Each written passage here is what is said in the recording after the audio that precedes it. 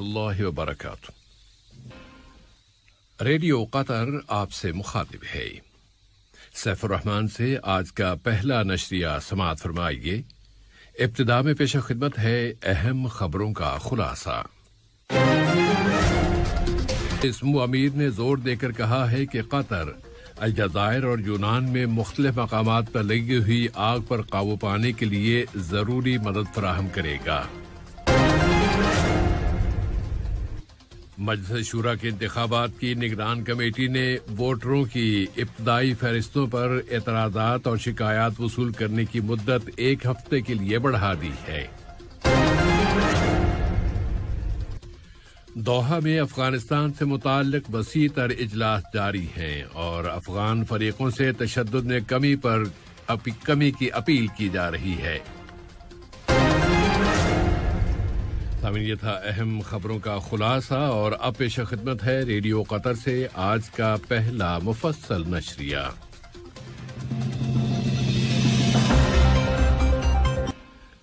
بسم اللہ الرحمن الرحیم۔ صاحب اسمو امیر شیخ تمیم بن حمد آل ثانی نے برادر ملک الجزائر کے صدر عبدالمجید تبون سے ٹیلی فون پر ہونے والی گفتگو میں زور دے کر کہا ہے کہ قطر ان کے ملک میں مختلف مقامات پر لگی ہوئی آگ کے حالیہ بحران میں الجزائر کے ساتھ ہے اور وہ اس آگ کو بجھانے اور اس کے اثرات کا مقابلہ کرنے کی غرض سے اسے ضروری مدد فراہم کرنے کے لیے تیار ہے۔ اسی طرح صاحب سمو امیر نے جمہوریہ یونان کے وزیر اعظم جناب کیریاکوس میٹروساٹس کے ساتھ بھی بات چیت میں کہا ہے کہ قطر یونان کے مختلف مقامات پر لگی ہوئی آگ کو بجھانے کے لیے یونان کی ہر ضروری مدد کرنے کو تیار ہے۔ وزیر اعظم اور وزیر داخلہ شیخ خالد بن خلیفہ بن عبدالعزیز آل ثانی سے برادر ملک اردن کی امن عامہ کے ڈائریکٹر میجر جنرل حسین محمد الحواتوہ کی ملاقات میں دونوں ملکوں کے درمیان سیکیورٹی کے شعبوں میں باہمی تعلقات و تعاون اور اس تعاون کو مزید فروغ دینے کے وسائل کا جائزہ لیا گیا۔ اس کے علاوہ اس ملاقات میں مشترکہ دلچسپی کے دوسرے متعدد موضوعات پر بھی بات چیت کی گئی۔ نائب وزیر اعظم و وزیر مملکت برائے امور دفاع ڈاکٹر خالد بن محمد العطیہ نے ریاستہائے متحدہ امریکہ کے وزیر دفاع لوئڈ آسٹن کی جانب سے ایک ٹیلی فون کال وصول کی۔ ٹیلی فون کے اس رابطے میں دو طرفہ تعلقات کا جائزہ لیا گیا اور بطور خاص دونوں دوست ملکوں کے درمیان فوجی شعبوں میں تعاون اور انہیں مزید فروغ دینے کے وسائل پر گفتگو کی گئی۔ نائب وزیر اعظم و وزیر مملکت برائے امور دفاع ڈاکٹر خالد بن محمد العطیہ اور کینیڈا کے وزیر قومی دفاع جناب ہرجیت ساجن نے مجازی پروٹوکول کے ذریعے قطر کی وزارت دفاع اور کینیڈا کی وزارت قومی دفاع اور مسلح افواج کے درمیان دفاعی تعاون کے سمجھوتے پر دستخط کیے ہیں۔ مجلس شورا کے انتخابات ملک کے ایک تاریخی مرحلے کی بنیاد رکھ رہے ہیں۔ وزارت داخلہ نے اعلان کیا ہے کہ انتخابی ابتدائی فہرستوں پر اعتراضات اور شکایات جمع کرانے کی مدت میں اب اضافہ کر دیا گیا ہے۔ شہریوں کی بڑی تعداد کی دلچسپی کی بنیاد پر الیکشن کمیٹی نے فیصلہ کیا ہے کہ اب اگلے ہفتے کے دوران بھی اعتراضات اور شکایتوں کی درخواستیں وصول کی جائیں گی اور مقررہ اوقات میں سرکاری تعطیلات کے ایام میں بھی یہ درخواستیں وصول کی جاتی رہیں گی۔ انتخابات کے پہلے مرحلے کے اختتام پر دوسرے مرحلے کی ابتدا ہو جائے گی اور وہ مرحلہ ہے امیدواروں کے ناموں کی رجسٹریشن کا۔ اس میں تمام امیدواروں کے لیے شرائط سے آگہی ضروری ہوگی کہ سچائی، امانت اور ثقافت جس کا حامل سوسائٹی کے مسائل پر بات چیت کر سکے اور پھر ایسے قانونی بل شورا میں پیش کر سکے جو قطری عوام کی امنگوں کو پورا کرنے والے ہوں۔ ملک میں کورونا کی صورتحال کے فالو اپ میں وزارت صحت عامہ نے اعلان کیا ہے کہ گزشتہ 24 گھنٹوں کے دوران ملک میں معاشرے میں وائرس کے مزید 117 کیسز اور مسافروں میں 80 کیسز رجسٹر ہوئے ہیں، جبکہ وزارت صحت کے اعلان کے مطابق مزید 164 بیمار اب صحت یاب ہو گئے ہیں۔ اس طرح اب تک اس بیماری سے یہاں شفا پانے والوں کی مجموعی تعداد 2,25,566 ہو گئی ہے۔ پھر اینٹی کووڈ 19 ویکسینیشن کے حوالے سے وزارت صحت عامہ نے بتایا ہے کہ اس قومی مہم میں اب تک لوگوں کو 4,385,055 ڈوزز دی جا چکی ہیں۔ کابینہ نے اپنے حالیہ اجلاس میں ملک میں کورونا وائرس کے خلاف ویکسینیشن کی رفتار پر اپنے اطمینان کا اظہار کیا ہے۔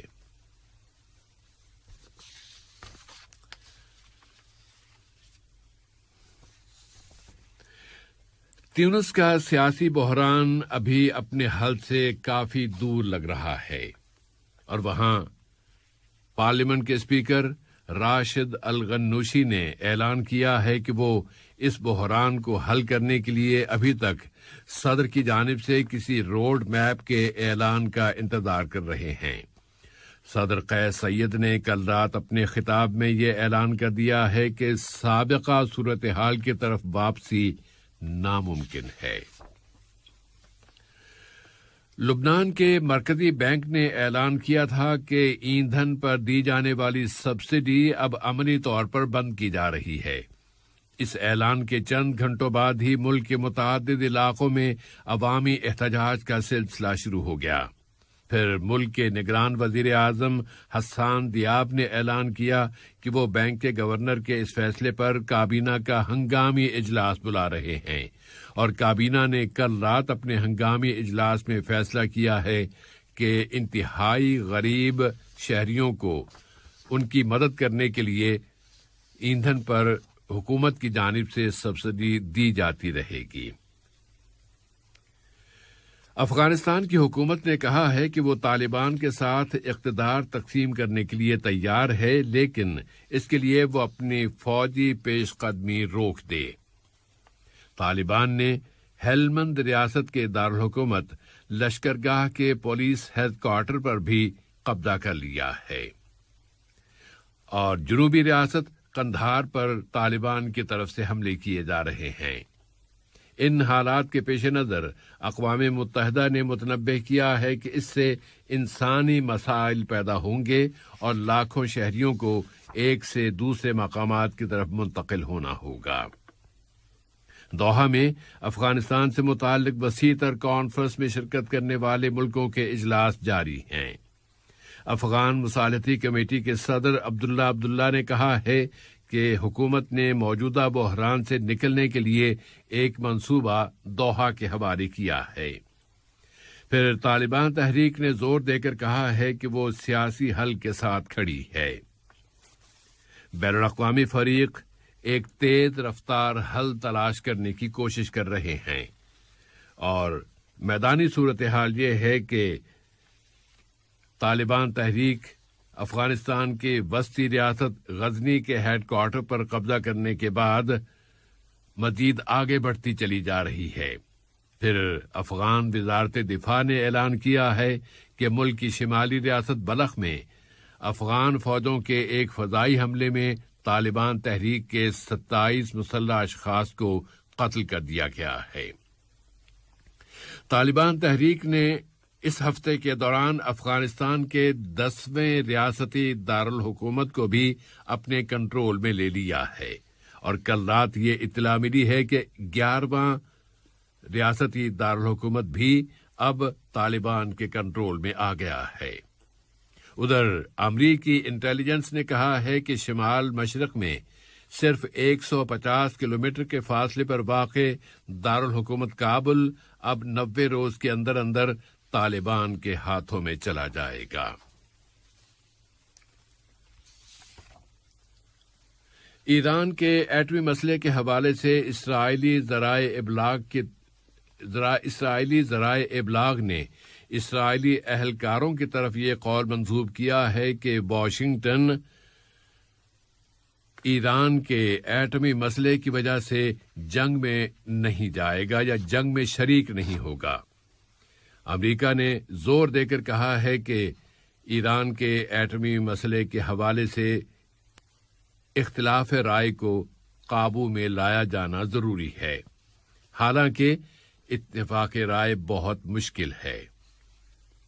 ادھر اسرائیلی وزیر خارجہ یائیر لابید نے کہا ہے کہ ایران کے ساتھ ایران کے ایٹمی سمجھوتے کے علاوہ کوئی متبادل سمجھوتا یا منصوبہ موجود نہیں ہے۔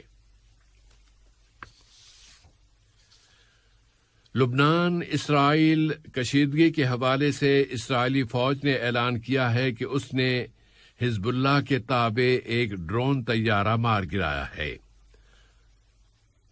اسرائیلی فوج کے حوالے سے بتایا گیا ہے کہ یہ ڈرون طیارہ لبنان سے اسرائیل کی فضائی حدود میں داخل ہو گیا تھا۔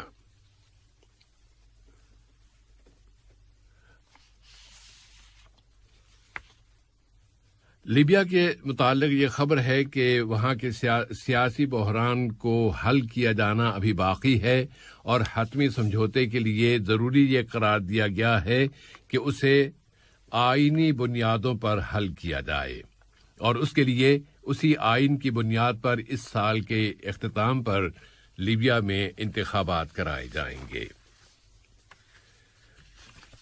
آج کا نشریہ اپنے اختتام کو پہنچا۔